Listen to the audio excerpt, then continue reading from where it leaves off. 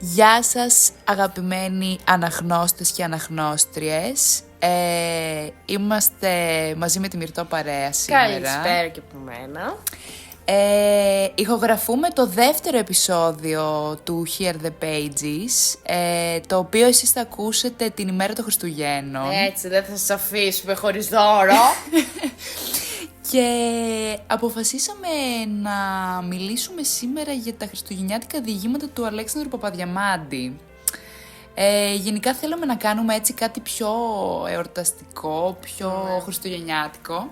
Οπότε καταλήξαμε εκεί. Εντάξει, είχαμε νομίζω και άλλες επιλογές. Είχαμε πολλές επιλογές. Αλλά εκεί πώς μείναμε. έγινε? Είχες προτείνει εσύ, γενικά πετάγαμε τις επιλογές και λέει Μαρία, μπορούμε να κάνουμε και τα χριστουγεννιάτικα του Παπαδιαμάντη. Λέω ναι, why not? Και έτσι όπως ήμουν εγώ σε ένα μάθημα Παρασκευή 9 η ώρα το πρωί και βαριόμουν και σκρόλαρα στο αγαπημένο Vinted. Πέφτω πάνω σε μια αγγελία για βιβλίο που είχε τα χριστουγεννιάτικα διηγήματα του Παπαδιαμάντη και, και λέω εντάξει, αυτό είναι μήνυμα από το σύμπαν, θα κάνουμε αυτό. Το παίρνει η Μυρτώ το βιβλίο, λέω ήρθε η ώρα να το αγοράσω κι εγώ, παραγγέλνω κι εγώ το βιβλιαράκι υπέροχα, ξεκινάμε το διάβασμα και είμαστε σήμερα εδώ για να το σχολιάσουμε. Γενικά το βιβλίο μέσα έχει πολλά έτσι μικρά διηγήματα. Θες να αναφέρουμε μερικά? Ναι, βασικά είχε πάρα πολλά. Είχε την Υπηρέτρα, είχε το Χριστόψωμο που θα σας πω λίγο στη συνέχεια γι' αυτό, γιατί μου άρεσε πάρα πολύ. Είχε τον Έρωτα στα χιόνια. Ναι. Επίσης, σε αυτό που θα επικεντρωθούμε, είπαμε, είναι η Σταχωμαζόχτρα. Γενικά πήραμε το feedback η μία από την άλλη πριν από λίγο, δεν είχαμε καμία συνεννόηση, απλά το vibe ήταν απίστευτο, γιατί και οι δύο συναντηθήκαμε το πρωί και είπαμε «Α, αυτό ξεχωρίσαμε». Ναι, και εσύ, κι εγώ, ναι. Και ναι, τι άλλο. Στο Χριστό στο Κάστρο είναι ένα ωραίο διήγημα. Ναι, το πρώτο κιόλας που αναφέρεται στο βιβλίο, ναι. Ένα άλλο είναι της Κοκόνα στο σπίτι. Ο Αμερικάνος, η Χτυπημένη. Γενικά μέσα στο βιβλίο αναφέρονται διάφορα. Έχει πολλές μικρές ιστοριούλες, ρε παιδί μου. Και νομίζω και ο Παπαδιαμάντης γι' αυτό ξεχωρίζεται. Δηλαδή ότι τα διηγήματά του είναι έτσι εντόνως θρησκευτικά, ρε παιδί μου. Ναι, έχει πολύ έντονο το θρησκευτικό στοιχείο.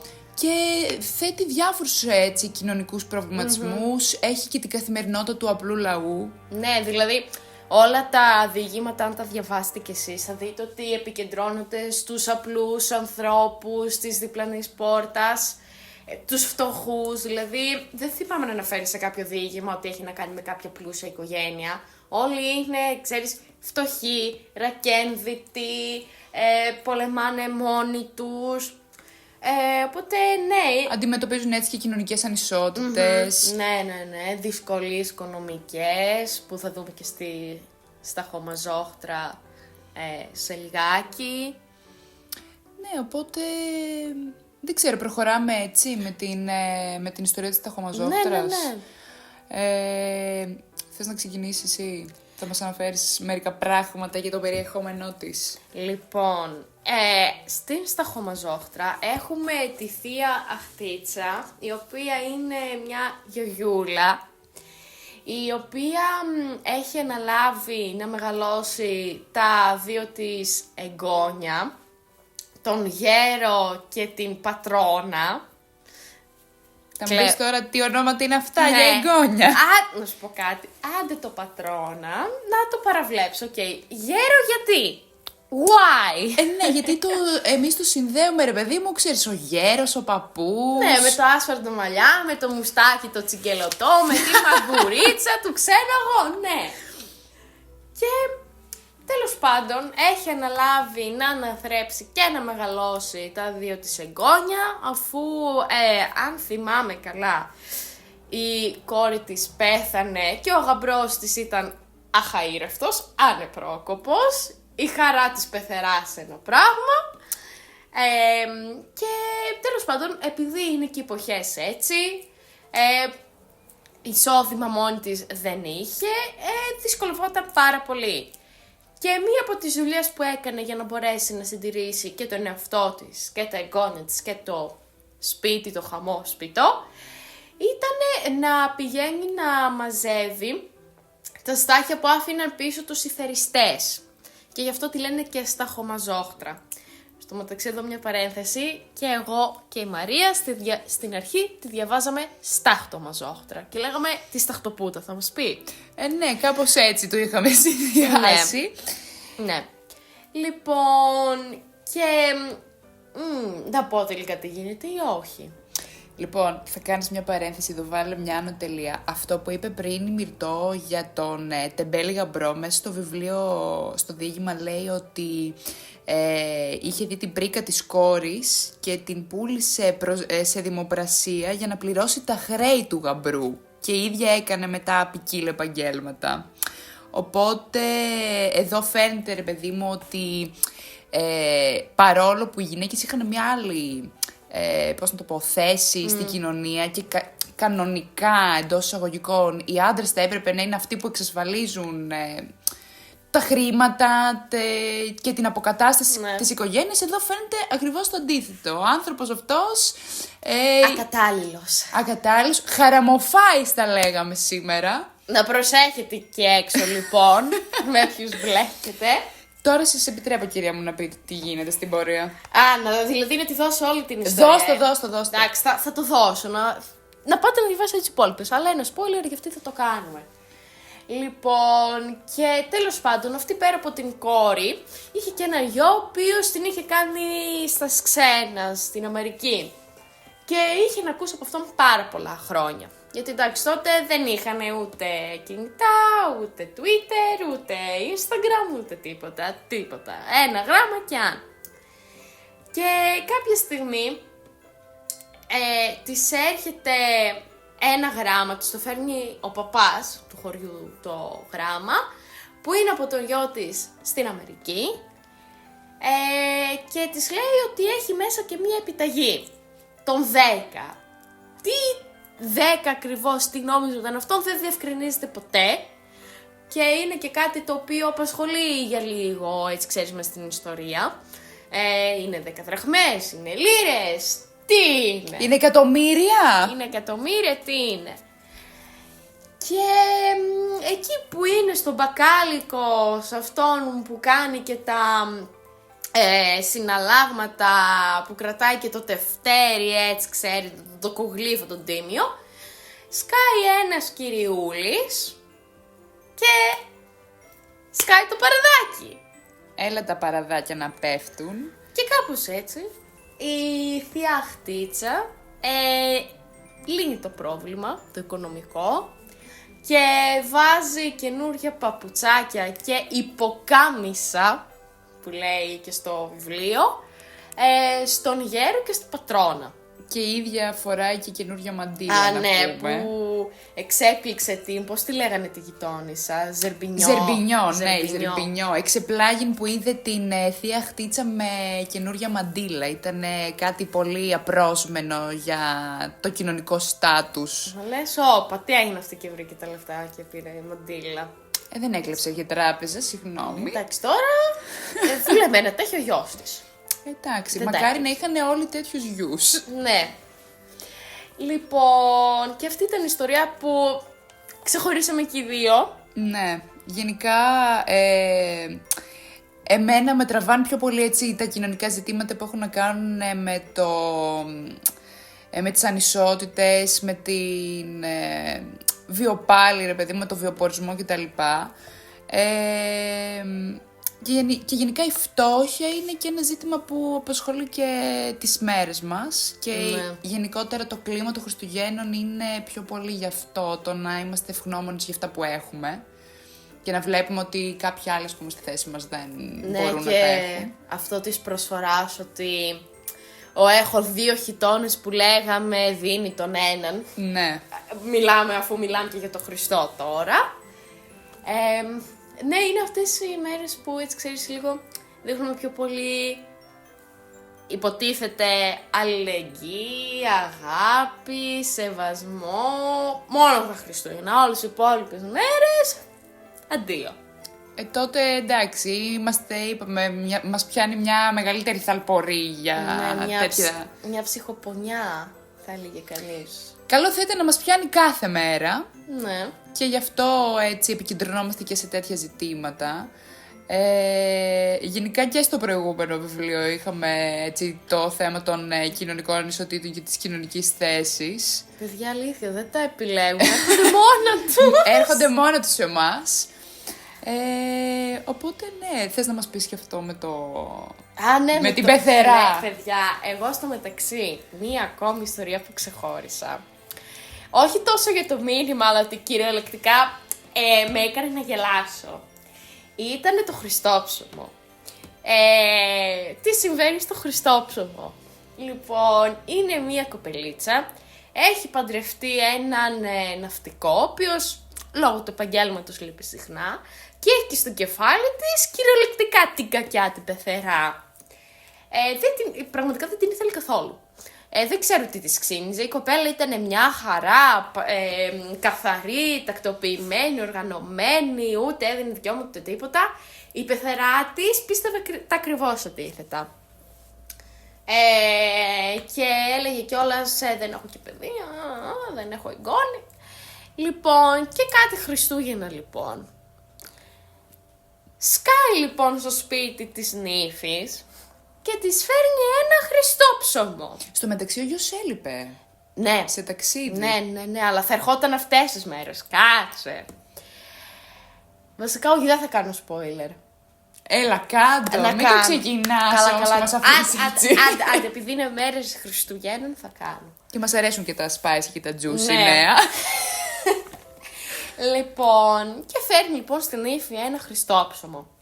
Η νύφη λέει, τι είναι τούτο τώρα, εμένα ούτε νερό δεν μου έχει φέρει. Τώρα τι μου φέρνει Χριστόψωμα και ιστορίες και τα λοιπά.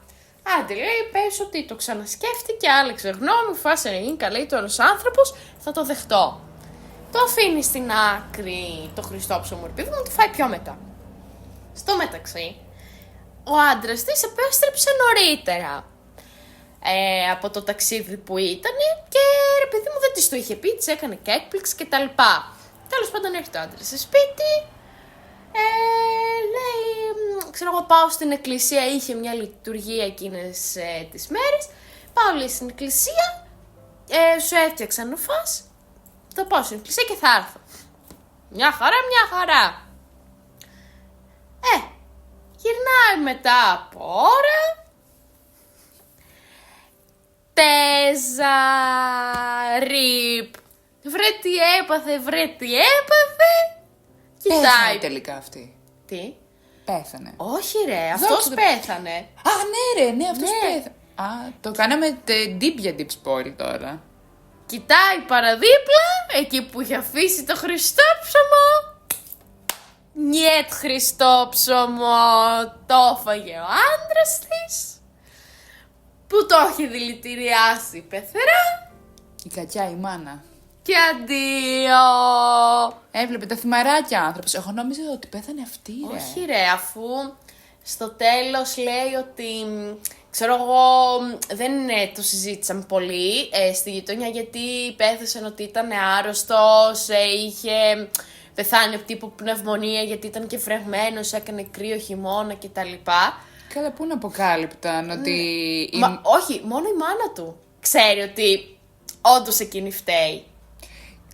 Περίμενε λίγο. Δεν υποψιάστηκε όμως η γυναίκα του τι είχε συμβεί? Γιατί σου λέει... Νομίζω ναι, υποψιάστηκε. Γιατί ρε παιδί μου, εφόσον πάει η πεθερούλα η καλή η γλυκιά τέτοιο, την έχουν πιάσει οι γλύκες να τρατάρει κάτι την ύφη και της λέει θα τα αφήσω εδώ, ξέρω εγώ φάτο, και σηκώνει τη άλλη και φεύγει και δεν προλαβαίνει να το φάει, το έχει αφήσει σε μια συγκεκριμένη θέση. Δεν θυμάμαι πώς το λέει.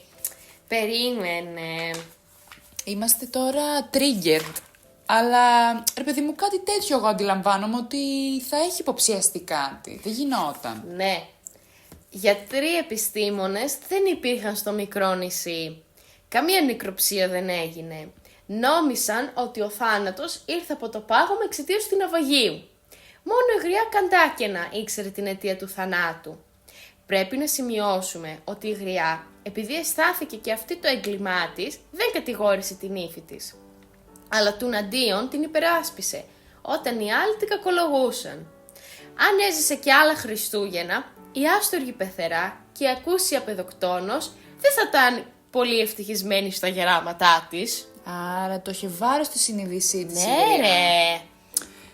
Εντάξει όμως ρε φίλε, να σου πω κάτι. Βλέπεις ας πούμε από άλλες και άλλες έτσι ιστορίες όταν γίνονται κάτι τέτοιο, γιατί δεν θα είναι η πρώτη φορά που ακούμε ότι η μάνα δηλητηριάζει το παιδί της. Μετά δεν το έχεις βάρος στη συνείδησή σου, δεν θα αυτοκτονούσες. Δηλαδή είναι... Καλά και ο Παπαδιαμάντης είναι... Σε κάτι τέτοια είναι μανούλα τώρα. Είναι μανούλα, δεν όντως. θα πιάσουμε τώρα την φώνησα, οκ. Καλά, εντάξει, με δολοφονίες και τα λοιπά είναι απίστευτος και έτσι πολύ περιγραφικός. Τα δίνει όλα στο πιάτο. Πέρα από αυτό είναι ότι σου δίνει πάρα πολύ και αυτή την εσωτερική πάλι Με τα συναισθήματά το σου, φόνο, ναι. Αλλά κάτσε τώρα δεν είμαστε να πούμε τη φώνησα. Για τη φώνησα, ναι, δεν είμαστε εδώ. Σε άλλο επεισόδιο η φώνησα. Ναι. Αλλά ναι, όχι. Δηλαδή, ρε εσύ όχι. Αυτό που αφήνει να εννοηθεί είναι ότι δεν την είχε και πολύ υποψιαστεί τελικά η νύφη. Καλά το θυμόμουνα. Εγώ άμα ήμουν νύφη της πάντως θα την υποψιαζόμουν πρώτη. Αυτά πάνε, είναι spoiler για τη μελλοντική πεθερά μου. Ωραία, ωραία. Έχουμε και τέτοια εδώ πέρα. Όχι, εντάξει. Απλά ρε παιδί μου, βλέπεις ας πούμε και με γεγονότα που βγαίνουν στις ειδήσεις ότι ξέρω εγώ, πεθερά δηλητηρίασε την ύφη ή η νύφη έδιρε και κλείδωσε την πεθερά μες στο σπίτι. Αυτά είναι, δηλαδή συμβαίνουν και τώρα. Δεν είναι ότι γίνονταν το 1880 που έγραφε ο Παπαδιαμάντης. Αυτά είναι... Παντός καιρού. Ναι, μόνιμα ζητήματα. Ναι. Δηλαδή, δηλαδή, στο μεταξύ, στην αρχή, επειδή έχω κάπου στο καιρό που εγώ διάβασα το βιβλίο, η Μαρία το διάβασα λίγο πιο μετά, επειδή η σχολή μας πάει. Της λέω, είδα και μια ιστορία που μου άρεσε πάρα πολύ, που η πεθερά ήθελε να δηλητηριάσει την ύφη της. Τώρα με κάτι κουραμπιέδες ήτανε, δεν θυμάμαι. Και πώς μου είχε κολλήσει, παιδιά, από ένα άλλο podcast που είχα ακούσει. Πάλι χριστουγεννιάτικη θεματολογία. Λέγανε τα ελληνικά χριστουγεννιάτικα εγκλήματα. Και παιδιά ήταν μία που δηλητηρίασε όλη τη γειτονιά, νομίζω, με κάτι κουραμπιέδες. Ήταν οι φωνικοί κουραμπιέδες. Και μου είχε κολλήσει αυτό ότι εδώ πέρα από Παπαδιαμάντης Έγραφε τους κουραμπιέδες. Ναι. Εντάξει, αλλά όχι, τελικά ήταν χριστόψωμο, παιδιά, μην μπερδευόμαστε. Στο μεταξύ, το χριστόψωμο είναι κάτι σαν αντίδωρο φάση. Λογικά ναι, δεν ξέρω. Απορίες τώρα ζωής. Παιδιά, όποιος ξέρει. Να μας γράψει κάτω στα σχόλια Ναι, όταν ρε, θα ανέβει το παιδί μου. podcast τι είναι ακριβώς το χριστόψωμο και πότε το κάνουμε, γιατί και εμείς εντάξει. Ναι. Πιστεύουμε, αλλά δεν είμαστε και θεούς. Δεν ξέρω αν το θεούσες. κάνουν και ακόμα κι όλος έχει τύπου εκλείψει σαν παράδοση. Ξέρεις τι, νομίζω ότι το έχω ξανακούσει από γιαγιάδες έτσι στο χωριό, ότι είναι μέρες, ξέρω εγώ, εβδομάδα που φτιάχνουμε τα χριστόψωμα. Και ποτέ δεν μου έχει πάει το μυαλό. Και πάντα το είχα συνδυασμένο με το αντίδωρο, ότι φτιάχνουν, ας πούμε, τον άρτο, τον πάνε στην εκκλησία, τον διαβάζουν Πάσχη, είναι χριστόψωμο αυτό. Όχι ρε, κάτι είναι πιο ειδικό. Πώς κάνουνε τύπου τις φανουρόπτους του Αγίου Φανουρίου, ξέρω εγώ. Λοιπόν, όποιος ξέρει για τα χριστόψωμα να μας πει, γιατί πραγματικά το έχουμε έτσι μεγάλη πορεία. Ναι, εδώ πέρα δεν μοιράζουμε μόνο εμείς γνώση. Μοιράζεται και εσείς εμάς. Έτσι, να πάει vice versa που λένε. Μπράβο, τέλειο. Ακριβώς αυτό. Και για πες τώρα, τι θα διαβάσουμε Λοιπόν, στη συνέχεια. Έτσι για κλείσιμο. Αυτές τις μέρες, έτσι όπως ρε παιδί μου ήμουνα στο Facebook, κλασική θίτσα εγώ, πέφτω πάνω σε ένα post που στην ουσία ήταν μια ιστορία για τον Παπαδιαμάντη, όταν πήγε να δώσει ένα από τα χριστουγεννιάτικα διηγήματά του. Λοιπόν, για να σας δώσω λίγο έτσι το vibe, ήτανε Χριστούγεννα και είχε πάει ο Παπαδιαμάντης στον Σταμάτη Σταματίου, που ήταν ο εκδότης της εφημερίδας Ακρόπολης, για να του παραδώσει, ρε παιδί μου, ένα από τα χριστουγεννιάτικα διηγήματά του. Γιατί όσα διηγήματα είναι εδώ πέρα, όλα είναι δημοσιευμένα σε εφημερίδες. Ουσιαστικά Ακριβώς. είναι μια συλλογή, τα μάζεψαν όλα, έχουν χριστουγεννιάτικη θεματολογία και τα κάνουμε ένα βιβλίο. Λοιπόν, και είχε πάει να παραδώσει ένα από τα χριστουγεννιάτικα διηγήματά του. Στο μεταξύ της, όπως ήταν λίγο κακομοιρούλης, λίγο έτσι φτωχά ντυμένος κτλ. Ο Σταμάτης Σταματίου τον πέρασε για φτωχό, που ήρθε να πάρει τις 10 δραχμές που δίνανε κάθε Χριστούγεννα αυτοί, ξέρω εγώ, σαν δώρο. Ναι, το κάνουν γενικά αυτό. Ναι. Και τώρα θα σας διαβάσω τον διάλογο έτσι όπως τον είχε γράψει ο Σταμάτης Σταματίου. Ξεκινάει λοιπόν ο Παπαδιαμάντης και λέει: «Και αυτά τι να τα κάνω, δεν τα θέλετε?» Και μου έδειχνε κάτι χαρτιά. Νόμισα πως ήταν πιστοποιητικά απορίας. «Κρατήστε τα», του είπα. «Εμάς δεν μας χρειάζονται». Εσύστηκε. Λυγίστηκε ο λίγο. Έκανε σκυφτός να φύγει, ξαναγύρισε. «Τότε, αφού δεν σας χρειάζονται αυτά, εγώ με τι δικαίωμα θα πληρωθώ?» «Δεν πειράζει, αρκούμεθα εις των λόγων σας. Χριστούγεννα είναι τώρα». «Ναι, αλλά αν δεν πάρετε αυτά, εγώ δεν μπορώ να πάρω χρήματα».